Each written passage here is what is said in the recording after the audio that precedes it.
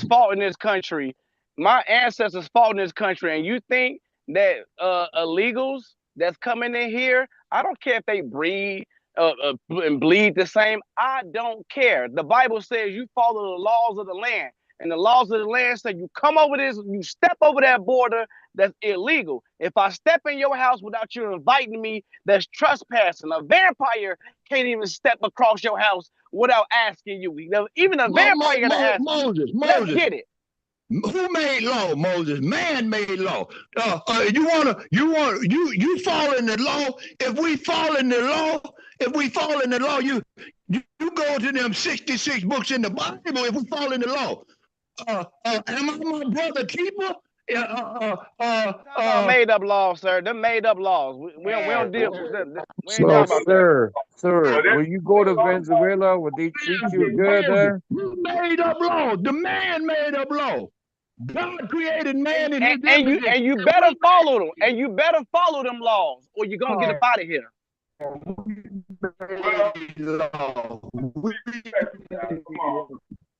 you telling me you'll be treated good in Venezuela? The judge that made up laws when you got a dispute with your wife, when you got a dispute with your neighbor, when you done murdered somebody, you go and tell the judge them made up laws. Your Honor, I killed them because the law is made up. Man-made law.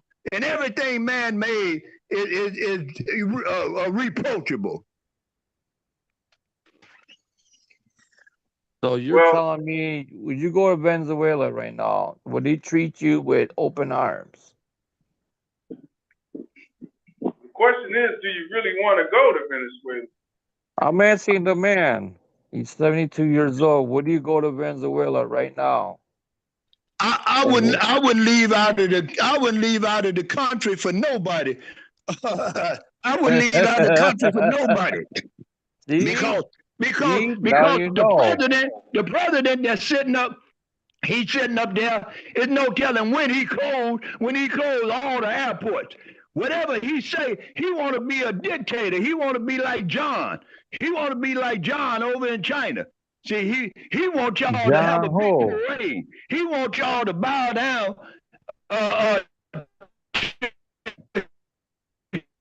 Sir, you using a false That's the dumbest thing. Old man something. The old man, I owe no man anything. No. Trump is not a dictator, because if he was, you wouldn't be on here bad mouthing him. You know he's not a dictator. You would not be bad mouthing that man if he was really a dictator. Because we wouldn't see you no more. The man is a rapist. How is he a rapist? On the man. Now he lying on the man. That's wrong, black man. Don't do that. Well, how is he a rapist? That's one thing I am. Moses, that's one thing I am as a black man. That's one thing I am as a black man. And I'm always and don't lie on the white man because you're a black man. Don't do that. That's wrong, brother. I'm not racist. Get that hate out your heart for white people. Ain't no white people did nothing to you. I'm just like a dog or a cat. A dog or a cat is colorblind. A dog or a cat see you as one color. See, I'm like a well, cat. You know what? It just reminds me of this very black man who professed to be black, but once he made successful and made all his money, he thought he was white. He thought he was white. But when the shit hit the fan and he did something he shouldn't have did, he found out, oh, I'm just another black man. Now y'all can stop that bullshit because invitation to life. That's right. So, he had a wake-up call and he realized that all his money didn't make him white. Who was that? But he thought, O.J. Simpson, who the hell you think? You bring O.J. Simpson. That's a bad analogy. That's a bad analogy. It was a bad example. Bad example. Very bad. Why is that? Why is OJ a bad example? Hey, Moses, that's a bad example because it wasn't the fact that he was. Connection to Farrakhan? You got any connection to Farrakhan, Moses? I'm the right-hand man of Farrakhan and the Honorable Elijah Muhammad himself. Do you got any connection to them? Yes, I do. Okay, what do they teach? What do they teach? What do Black they power. teach? They teach. Do they teach the white man as the devil? Yes. Do they teach white man as the devil? No. Yes. Okay, all right, that's it. That's it. No. Now go with that. Go with that, brother Moses. No, they don't. No, they don't. Go listen to any of the listen to the last 5 years of the Honorable Minister Louis Farrakhan. He does not talk now. Maybe in his younger days when he was a little bit more radical, he was around Dr. Khalid Muhammad in that era, and you know it was a lot of tension between blacks and whites. Yes, he was saying that, but he has grown and matured. He's an older man. He does not preach that the white man is the devil. Do not put that on my black brother. Please don't speak on the Nation of Islam, sir. As soon as I can find out, I'm gonna have them call you. I'm gonna have them call you, and you tell them the same thing that Now you just you told want to me. be black. You got to Right. make up your You tell them mind the same which thing way that you you want to telling go. me. Now you want to be You black. tell them the same No, thing you told me. I'm always Now black. you want to be The black now honorable gonna and tell stick you. up for the The black honorable man. gonna tell you that don't tell that lie on him. Once he say the white man is the devil, I am the devil. made him change his never change his mind. Hey, Steve, you allowing this racism? Mhm. You got one of my white brothers on here, and this man screaming that the white man is. Yeah, I'm the devil. I'm Satan. Is your mama white? Is your mama white? Who's? Almost, she light skinned. That don't mean she white because she light skinned. Yes, they do. It means she might have had some ancestor back there who raped her mother, but that don't mean she white. So come off of that half truth.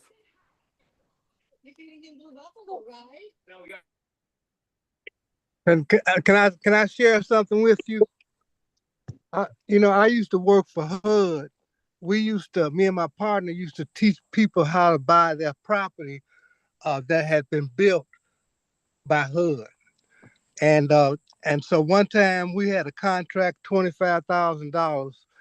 And make a long story short, we went all the way up to Wisconsin to see the guy about the grant. And then we had a lunch.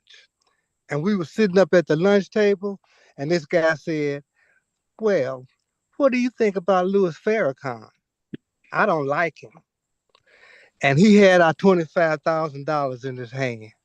And you know how they used to have a picture of a money bag with wings flying away?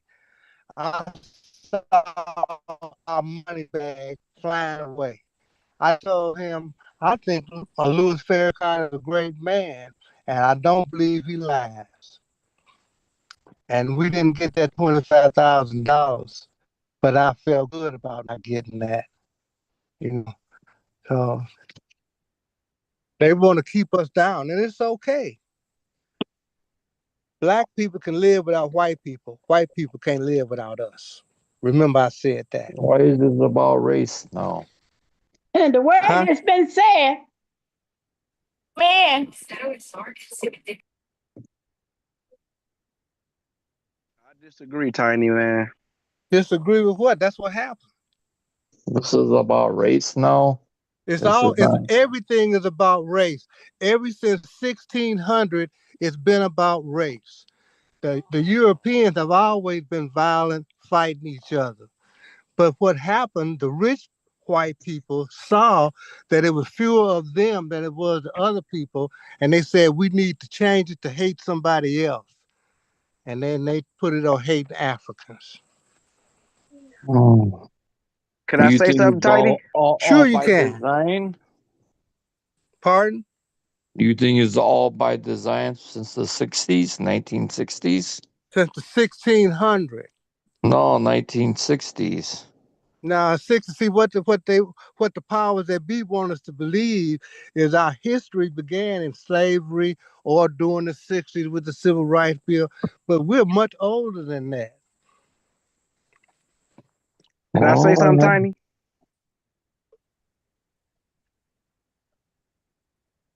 Tiny. Yeah. You do realize when the white man came on the west coast, the shores of Africa, on the west coast of Yeah. Africa, and the Mm-hmm. white man came, his Mm-hmm. immune system wasn't strong enough. A lot of them white people died trying to go in deep into. They didn't. They stayed at the coast. It was. Africans are tribal people. You know what I'm saying?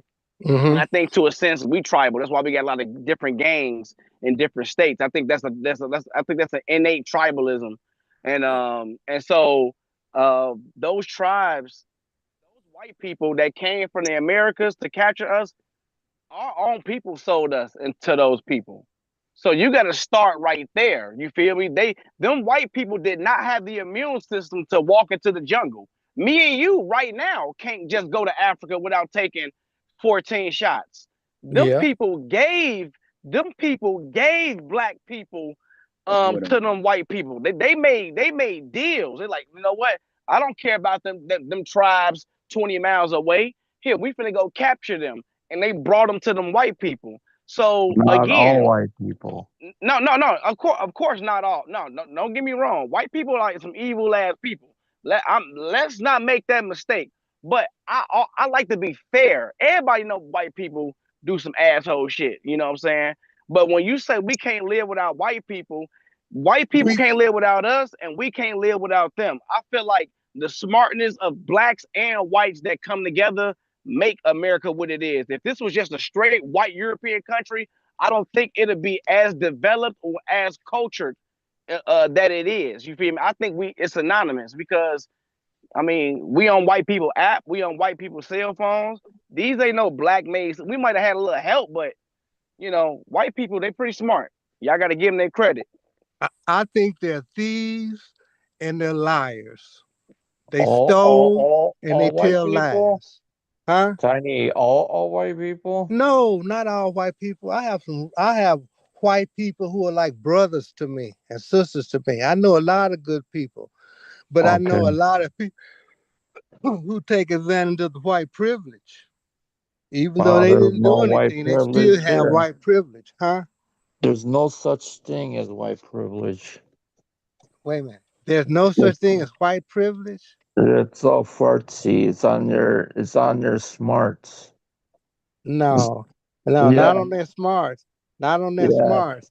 And see, I've dealt with white people all my life.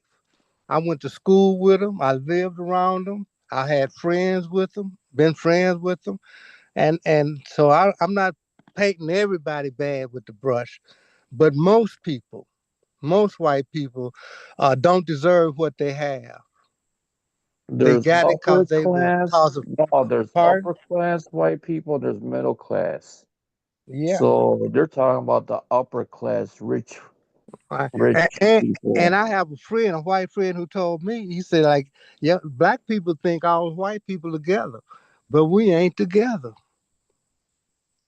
They still not together. But the powers that be give them privileges. No, no privileges here. Uh-huh. Well, yeah, in America, it's white privilege. No, that's wrong. Then I could But have been in a mansion in Lake Forest then if there's you white could privilege. have that if you want. How? Just go up I there and say, "Hey, I want it. You white. You get I'll say breaks." ding. I gotta snap my fingers. Ding. I got it. Mhm.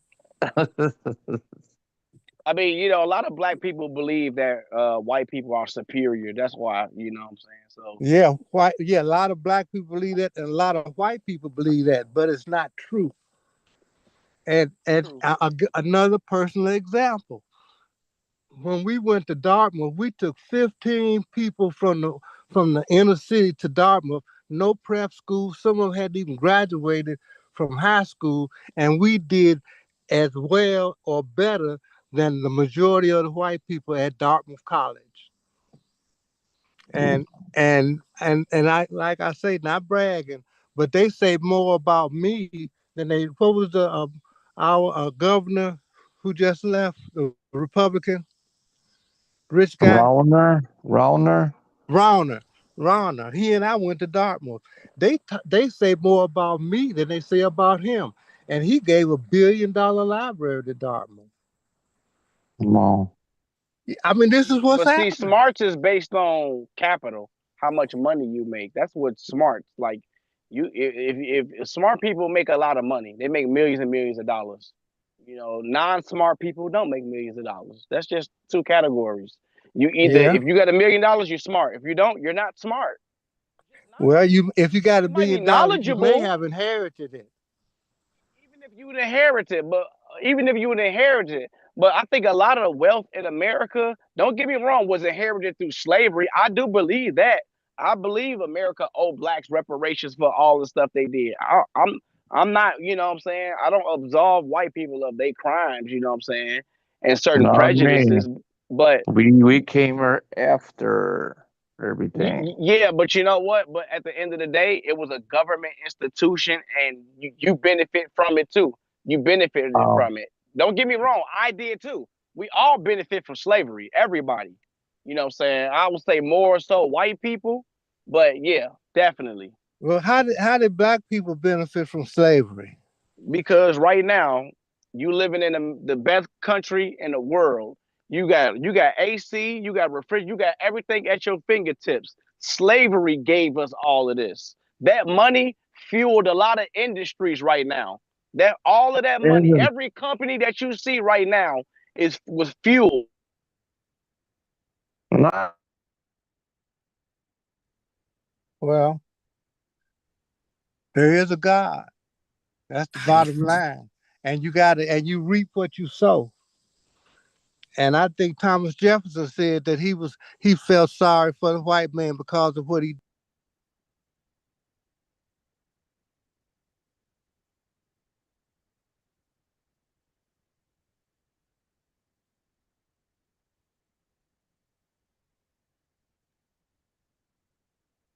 what happened. Everybody there? Yeah, what happened? Yup. We got cut off. By who? Steve? I don't know. But I Must be was the really wanting to hear what Tony had to say. must be the white man did it. Could have been. Could have been. You know, they got their hands in everything. Who? And that don't mean you. We're not talking about you. We know Okay. you're a good old white man. We know that. Oh, wait, man. So don't take it personally, but you know your Hello. people ain't squat. You know what? I think y'all didn't see. Y'all Must didn't be hear a white man over there. Can y'all hear me now? Yes, Now we I can hear can. you. Okay, because it was muted. But you know what I said was, and Tiny was speaking also. I said that you could take the poorest white person in America and say, hey, would you trade places with a somewhat poor black person in America? And I guarantee you, that's got a little bit more than them. I guarantee you, they still wouldn't do it. Yeah. Right. They probably wouldn't do it if you took the poorest white person in America and said, take the place of a middle class black person in America. I guarantee you, they still wouldn't do it. Yeah. You think so low of us that they wouldn't? I think they would. Everybody want to be black, Steve. Everybody want to be cool. Shut Why would you up. think low of my people like that? No, it's not that I'm thinking low of anyone. I'm saying people are not foolish to be condemned to life with what we're living, especially as a white person. They are not going to do that. I believe so. You know what? I can agree. Why would they want to live in a gang-ridden environment where it's black on black crime? You get shot in the head. Yeah, you right. I wouldn't want to live in a black ridden crime neighborhood like Philadelphia, Chicago, Atlanta, Texas, Fort Worth. You have no other choice. I mean, and why do only we got so much 5%, black on black crime? Right. Only 5% of the population is criminal. That's what the FBI says. Everybody's not a criminal. Most of the blacks is. Until you commit a crime. Pardon? Until you commit a crime. There's only Right. statistics until you get caught. Yeah. And if you take people, put them in a small environment, overcrowded, with less ways to get out, they're gonna commit crime. So how come poor white people ain't got big? Why there ain't no big white gangs? Where the big white poor Stop. gangs at? They have big white We got gangs. GDs, BDs, Vice Lords, Four Corner Hustlers, Well, conservatives, you know Latin why? You Kings. know Come why? on. Because They white moved away. crime don't generate news. Okay? Right. White crime is very seldom reported. Right. I mean, I The watch white TV gangs every night and I moved see away all from these rich white Chicago. men killing their wives for another white girl. I see all these rich white men kidnapping young white girls. I see all these serial killers.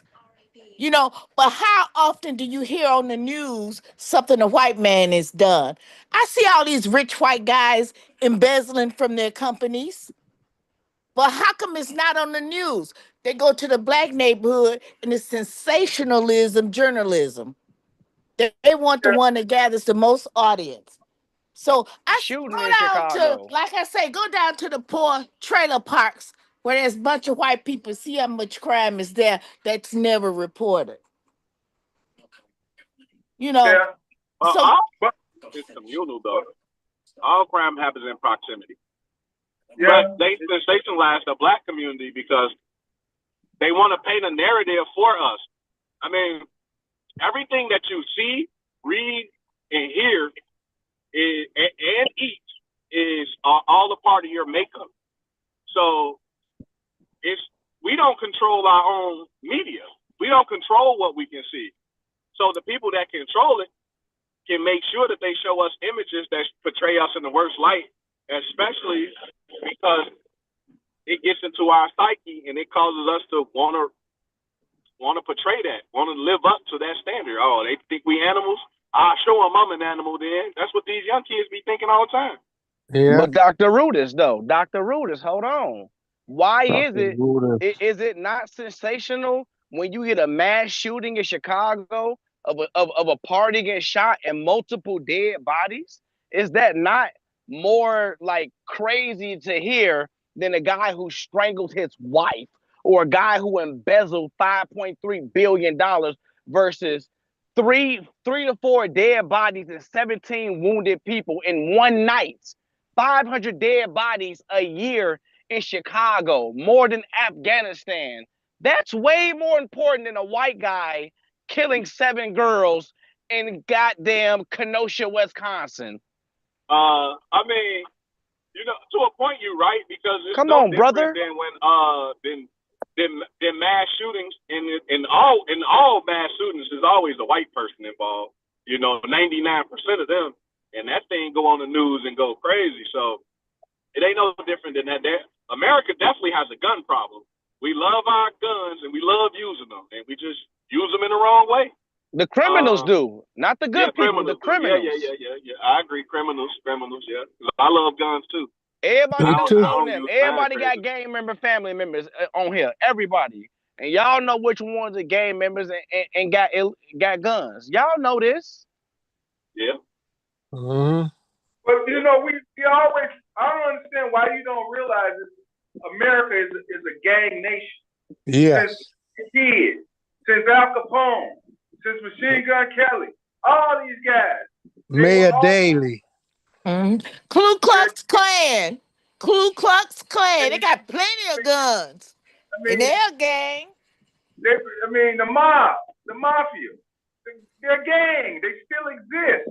But nobody gives any kind of credence to them in a negative way as they do when they want about young black kids. But nevertheless, what I wanted to segue into when we talk about race, I want to talk about the race in politics.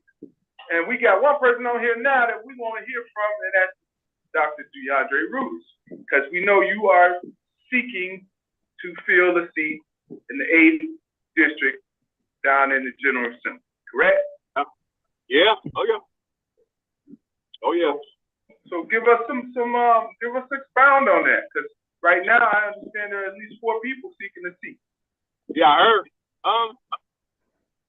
I mean, what the reality is. LaShawn has already put it out in the media that he's not going to seek re-election, and you have an open seat. And I like the open seat because it gives people that has an outside chance the opportunity to step up and be able to go for that spot. Now, I heard at least 3 other people as well, and everybody has their strengths and weaknesses. And so for me, I just see a good opportunity, especially for somebody that's been in the 8th district for quite some time now. Probably at this point, much of my life has been spent in the 8th district, with outside a couple stints here and there when I was over on like North Avenue in Luna, and then probably more recently when I was over with the mother of my child as our baby was just being born. But other than that, right, my whole life. And so for me, you know, I see an opportunity to get out there, circulate some petitions, and see what people's mind at, you know, what they think about getting some young leadership. I will say this. One of the things about everybody that I've heard that's willing to run, I'm younger than them. I probably had, you know, not a shot at them, but the truth is I'm more educated than them. And I've probably been in politics longer than them. Everything from boots on the ground work to actually being in an elected office and serving the people right now. So I'd be crazy not to throw my hat in the ring and try my hat at it and see where it goes. So that's where we at with it. Well, a couple things. You're not younger because Chantel's running, and I think she's younger than you. And then she's worked in politics almost 6 years now. And educationally, yeah, you got PhD, she got a couple masters. Yeah. I mean, those are valid points. But the point that everybody wants to hear is what's in it for us, other than the things that you have. Because all those things that you have, other people got, they're going to say, what's in it for us? Because people don't really care. I mean, I think so. For me, when it comes to the state we know is all about lobbying and creating opportunities for pathways for people in our community that's suffering the most. So obviously, as y'all know or don't know, I'm currently working on a study with the Westside Heroin Opioid Task Force to study black male opioid overdose, right? Those are necessary projects that needs to be funded in our communities. We need to figure out what can we do to help these black men that's overdosing at a rate of 10 times their counterparts when they taking these heroin and other opioids that's killing them off. So I'm leading that study right now. Just started launching our focus groups doing that. Those type of things need to be funded. Also, the state is responsible for the education in our community. Another thing that I'm working on currently is actually bringing the trades to the community via my own Rooter Center. We've been talking about the trades forever, and we're going to keep talking about it until somebody actually does it. Now, Westside Health Authority has manufacturing, but let's be real here. Manufacturing is a very great field and opportunity, but that's all robotics and AI taking that over real quick. The next millionaire class is coming from the electricians, the carpenters, and the plumbers, and even people like my twin who do demolition work. Robots are not about to replace them right now. So if we're not going to get our kids educated in that space, ain't no point in even talking about the trades and or manufacturing because it ain't going to even exist, not especially as we move into a space of green technology. So that's number 2. I'm already focused in that space. We need more funding there. I'm going down there to talk about bringing that to our school system because for whatever reason, we've been talking about this for years and it ain't been done. That's the stuff that I want to bring. Another thing that I'm working on currently is green technology, and I'm already working in Springfield. I mean, not necessarily Springfield, but downstate Illinois around Peoria, Champaign counties, where I'm working with returning citizens as well as diverse contractors with Ameren, Illinois, to actually put them in the space so that they can operate in that green technology field, which in Chicago is a burgeoning field because of the CEJA Act that was passed years ago. Our community don't know shit about the CEJA Act, nor are they involved in getting that money in green technology, whether it's the returning citizens or the people that's diverse contractors, which again, we lack a lot of. And I'm going to go down there and bring that money back so we can bring contractors up here and then put them in green technology, which is the next phase of the technological revolution that, again, we're not in. So right there, that's three things. I heard y'all talk about the safety of the hospitals. I love talking about hospitals, but let's be real. Where's our campaign to talk about diets? Where's our campaign? You know, hate them or love them. RFK right, man. We got to get that red 40 and all that other bullshit out of our snacks because that's what's the cancer causer. So I want to talk about the hospitals and bring funding to it, but I also want to get a campaign around real health care. And you already know I'm serious because I lost 40 pounds and I'm working on losing another 20 so that I can actually represent in the right way, be a healthy leader that people need in front of them that could talk about this. You know what I'm saying? So I'm going to give you 4 right there. On the 4, that's 4 right there. That's woo-wilders, woe, and woo-ality. I can't give you no more. That's what I'm going down to the state for. My only question is, since you are not the representative of the 8th district, why didn't the representative for the last 20 years, since he know better and should do better, being that he was a part of Loretta Hospital, being that he's part of the 8th, being that he grew up, being that he knows the opioid situation, why didn't he make a big impact on all of those things? You know what? I think so. I mean, so he did bring the funding, right? He's the convener for the Westside Heroin Opioid Task Force, right? I think he put them in a great position to be able to do amazing work. They're the ones out here educating about Narcan. They're the ones working on bringing a safe use site. Now look, there's a lot of stigma around safe use sites, and I get it. And I'm gonna be honest. I would be one that would be against bringing a place where people can actually go and shoot up under supervised care, right? I would be against that until I went about 2 Sundays ago. A young lady was doing this was during the July 4th. Matter of fact, I think that was on the 4th. That Saturday, I went to that park on Kedzie and Chicago Avenue to help them set up before I went out with my family. When we went over there, they had a bouncy house. They had a bouncy house set up. Towards the back where they had the bouncy house set up, somebody dumped out some trash or something. I'm talking about, I was so fucking appalled by the amount of used needles that littered the ground. We talking about at a park where kids we're about to play around the bouncy house. That pile of needles and trash and everything was no more than 10 steps away from them. And you know, kids ain't paying attention when they having, man, I was so disgusted at seeing that. And so I'm in favor of we got to mitigate that. I don't know how we going to do it. And a lot of people may be against a safe use site, but the reality is we might need it. So I know that he's been working in that space doing that. The other things I can't speak to because everybody has their own legislative agenda. And the one thing that I know about when you go to Springfield, it ain't about what I want to do in Springfield. It's about what the people are asking for from me. I'm going to say this. The one thing that I know about his office and all these other offices, we can get on any show, on any corner, in any room and be bitching and moaning time and time again, but we ain't going down there supporting this, calling them up, banging them like, okay, we need HB, woo. We need you to put this in place because X, Y, Z. We don't do that. We don't take it that far. Last time I got they look at us as jokes because we don't organize properly. And that's the truth.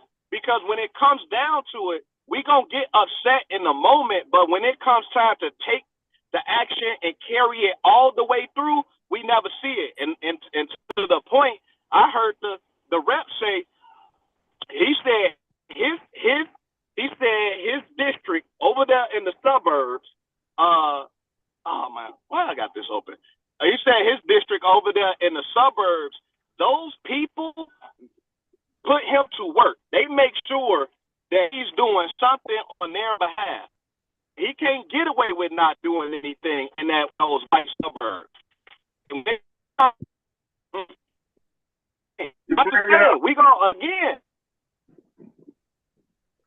My bad. Steve, I said Somebody, hold on. Someone just said other countries have safety use programs and it works really well. Steve. Go ahead, Walter. Like he just said, there's rooms for people addicts to use. I think there's one in Europe. Amsterdam. Amsterdam. Yeah. That you could get it from the government. Actually, they don't put fentanyl. They don't put all that garbage to make you die. Well, they got it in New York right now. Oh wow.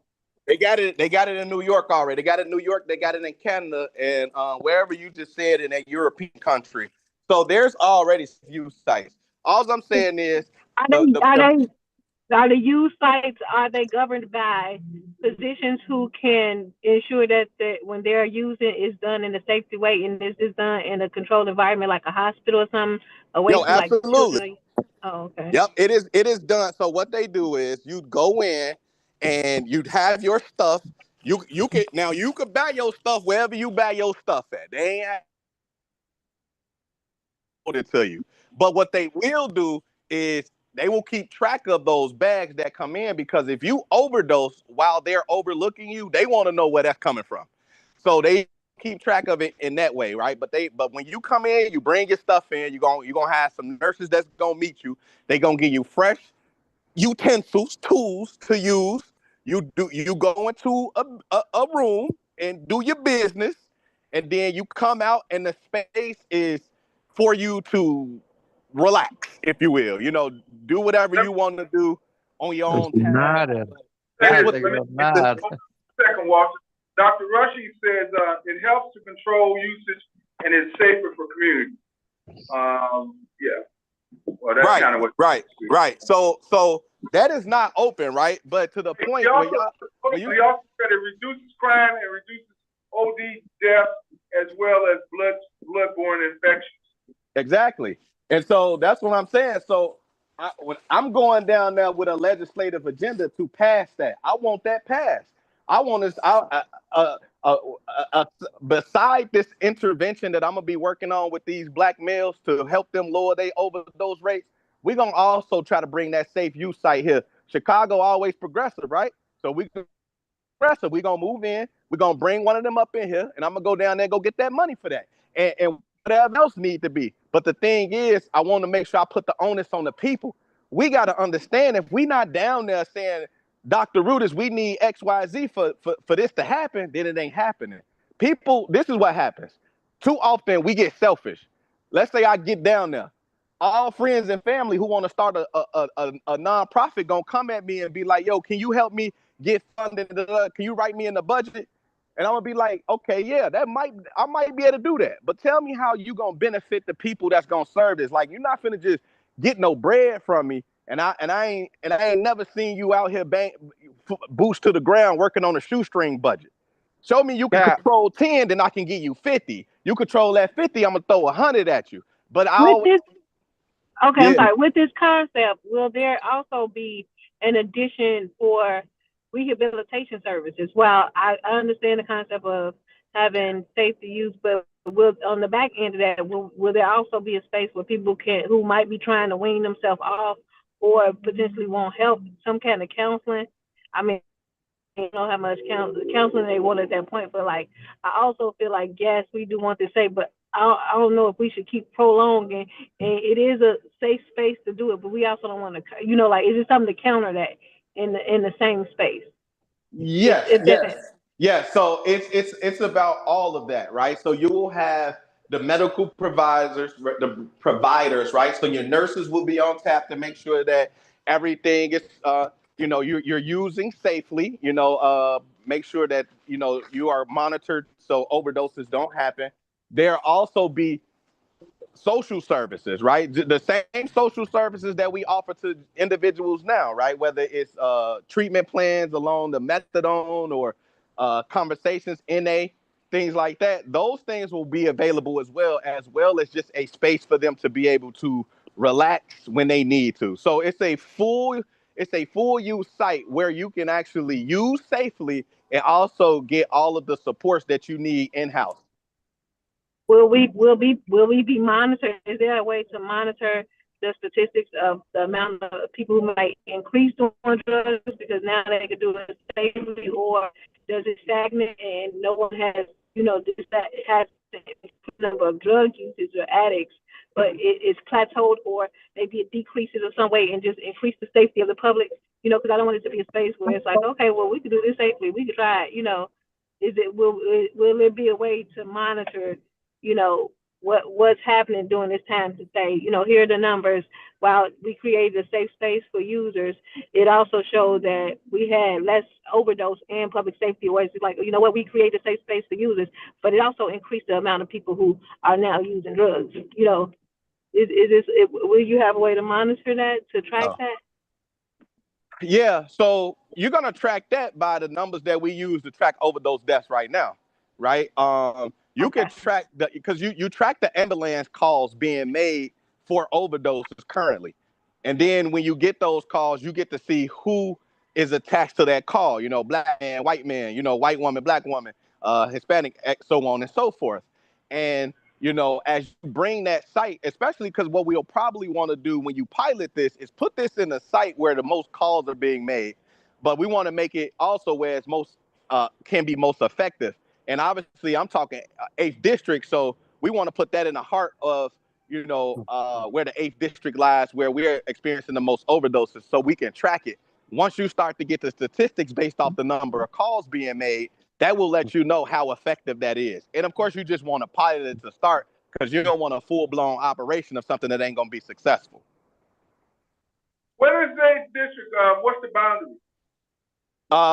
So the 8th district stretches, it's a lot of Austin in terms of about 50, I want to say it was about 52% lies in Austin. It looks like it cuts off at Cicero though, so it doesn't stretch that far.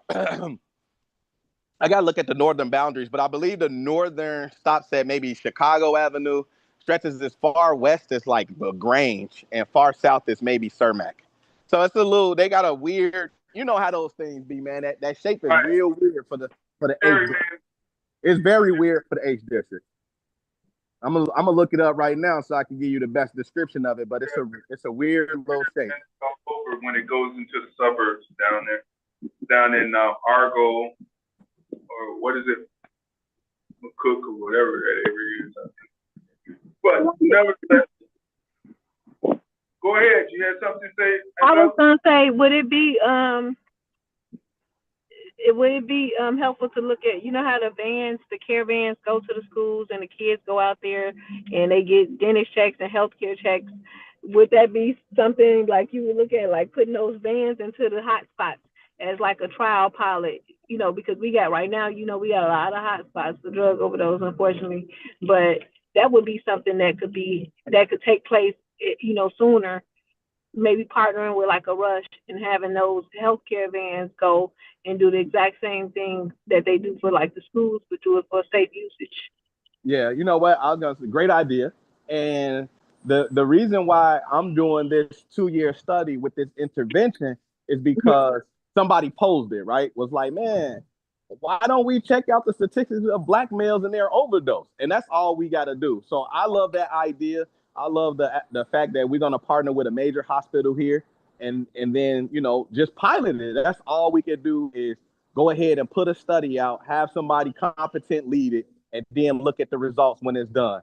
And if it don't be, and it's not effective, you know what I mean? Like, we did it, but that's the thing. In a lot of ways, we talk a lot, but we don't put anything behind it just to even see if it'll work. For me, yeah. I'm the type of person, I want to see if it's going to work. We're going to do some experimenting when I'm up in there. Yeah, I got funding for it. Yeah, let's do it. Yep, you got to try. That's no doubt. You got to do bit-sized pieces and then take it full bloom. You're absolutely right. Next question is, when is the election for this 8th district or any of these? I think, and I could be wrong with the exact date. Petitioning starts August 5th, and I believe election day It's in March. I want to say March 19th, but again, I could be wrong. I got my candidates guide. I got to sit and really sift through it the way that I need to. As of right now, you don't really want to put the cart before the horse. So I'm really focused on that petition piece, which I know that again, that's August 5th. So I'm in that state of the game right now where I'm just really focused on getting my legislative agenda together while also keeping mindful of the certain dates. But I know it's March something, but not totally. March of 26th? Oh, March of 26th for sure. It's coming up. Okay. So let me see. I'll tell you now. See, it'll be because it's always a Tuesday. So what? March? It's either gonna be March 3rd or March 10th because March 17th is St. Patrick's Day. Okay. I was just saying because they're talking about all these midterms. The midterms. No, the midterm is November though. November this year? Mm-hmm. Okay, so no, I'm saying that wrong. So your primaries are going to be your primary is going to be March. Your general is going to be November next year. Okay. Yeah, I said that wrong. Everything's 26. Yep. Okay. There you go. All right. Well, it's good to know you got some plans and some ideas. Again, I think you know this is all based on what people want. Everybody wants something that they want. That's always been the case. I've heard people for decades say, "Well, what has Danny done? What has he done?" And it's like when you go through the list of things he's done, they go, "Well, I don't know if I wanted that." Well, you benefited from it, whether you wanted it or not. You just didn't think you wanted it, But sometimes people just kind of get clouded by what they wanted and received and what they want now. Yeah. I think for me, I gotta look at an agenda that's really based off what I've been hearing for years now. Again, being in the mix for years, you hear the same thing over and over, and you just wonder why it hasn't been provided. So for me, I just see, and then obviously I'm out in the streets, so I know what's going on. My agenda really focuses on what I know that we need and what people have been asking for a long time. So, and if folks ain't open to that, then that's on them. We'll figure it out. But hey, what they say, if you want to know something, you just ask. That's it. Yeah. It don't make no sense to try to reinvent the wheel if you could just ask where the wheel is at. Yeah. But okay, y'all, we about to get to the top of the hour here, and we're gonna go around and ask everybody what do they have to say in conclusion. How about you, Mosaic? What you got for us?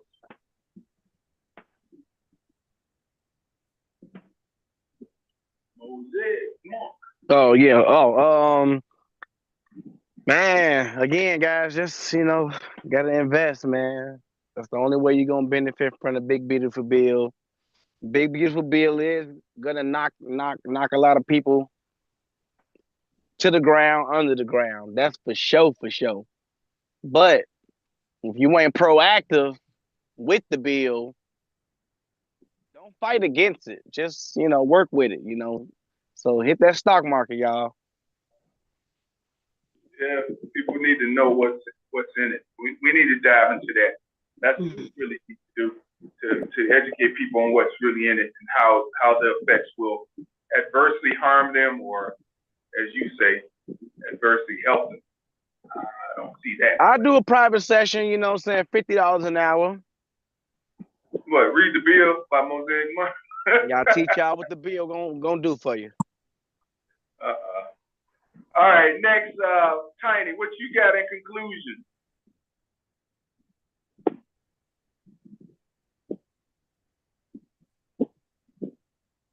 Tiny? All right. How about you, Miss Jake? You got anything in conclusion? Yes, good evening, everybody. Steve, when you get time and get your schedule together, we need to set up a community meeting for the seniors because the city has a lot of programs to offer the seniors free. I'm glad you brought it up because I want to make sure that everybody shows up to Northwest Austin Council this Thursday at Property After Death. Because we're doing the Property After Death event. So, you know, tell your friends, get people registered. We really need to get people out there registered.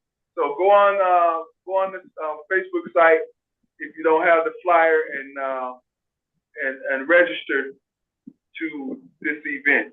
I think that's what's part of the problem. People don't go to the Facebook site, but you know, we want to get at least 50 people. We got to have at least 50 people come out to make this a positive thing and keep it going. So make sure you tell your friends. That's this Thursday at 6 o'clock from 6 to 8. So be there, be square. Northwest Austin Council, 5730 West Division. Property After Death, where you will find out information based on trust, deeds, and how to structure things such as your will and so forth. So make sure people come. It's very important, especially for those that have homes and property. And I mean, a car is a property. If you own your car, you know, something happens. So, you know, again, include your people, y'all. All right, who we got more? One more. How about you, Angelica? You got anything in conclusion? Yes, y'all pay attention to your parks. Take care of your parks. I am at La Fala Park, and it looks like if y'all have ever been to the Washington Park African Festival, they up here frying food. They set up clothes. They selling clothes and soccer. The people in this block right here on Potomac and Laramie can't park. They can't go into the park. Can't send the kids. It is completely. It's about a good 800 to 1,000 people in that park right now, and they got an African festival going on. No, this is all Hispanics. This is all Hispanic people in this park right now. It's not one black person in there, but the people who live across the street can't partake. They drive, you know, just pay attention to our parks because we're looking up. We're not using our space, so if we don't use our space, someone else will. And we complain about our neighborhood and our streets and our parking. We have to be vocal in what we pay for and because everyone don't live in here. So I'm gonna wrap it up. But pay attention to your parks. Gotcha. Ain't lying. Call the police. They did. They was out there. I called them. It was a whole bunch of them out there. They said they couldn't do nothing. But the week before, Father's Day weekend, they shut it down from this Black Father's Day thing that they had up there. Way less, a fraction of the people that's up there on Sunday. So the police was up there. In my midst call. It was a whole thing. So pay attention to your parks. Yep. Gotcha. Yeah. How about you, Ella? What you got in conclusion? Oh, nothing. Everything was moving along. Yeah, so to say, right? Yeah. All right, Tiny, what you got in conclusion? Yeah. Okay, I agree with Mosaic. We need to invest. That's what poor people need to do. And if you invest and leave it there, you will make money. And again, I'm just happy to be around like-minded people. All right. And iPhone, whose iPhone? Is that Tay or is that April? It's me on the iPhone. One of them, I guess. How you been, April? Okay, I've been okay. It's a good listening. I like coming in and joining in, listening to what everybody has to say. Very interesting. Yeah, we got to get down and dirty on solutions though, because we were supposed to be solution oriented and talk about the politics a little bit of what's coming on the local level and of course on the higher level. But we really got to look at the solutions and how we plan to come together to support each other with these troubling times coming before us, and it's always best to be on the ready. So with that said, I want to thank everybody for coming on. I'm going to let DeAndre take us out as usual, but make sure y'all let people know about this Thursday, the Property After Death event at the Northwest Austin Council, okay? Yes, sir. Hey, I was going to say too, speaking of investing, y'all know I'm going to start my investing course in September, which is I'm going to be teaching folks, the basics of investing It's going to be Saturday, 11 to 1 here at 5044 West Madison. They called me up from the police department to do something with the youth down here tomorrow from 5 to 7. So y'all want to pop in, I'm going to be at the 15th district giving them a quick little understanding of how to invest and all that good stuff. Other than that, you know, we got the classes rolling. They've been going really good. We've had several people that were interested in learning how to develop their business. Man, it's been we've been doing some good things down here. So, you know, if y'all are interested in learning some classes, taking some classes, sharpening up your skill set, we here every Saturday, 5044 West Madison. Other than that, you know, like I say, circulation period about to start with this state rep thing. I'm looking forward to doing it. It's an open seat, you know. So, you know, gonna put the bid in and see where it go. And if it don't work for me, I'm so happy to help somebody else. You know what I mean? So I ain't never been that way. But he ain't lying. Real. But other than that, you know, like I say in closing, they ain't want to give us my bad, y'all. They ain't want to give us a seat at the table, so we created our own. We got open chairs. We just trying to welcome y'all on home. Thank y'all for allowing us to welcome you to Northwest Austin Council. Y'all have a good night. All right, y'all. Later. God bless everybody. Good night. Good night. Night, all.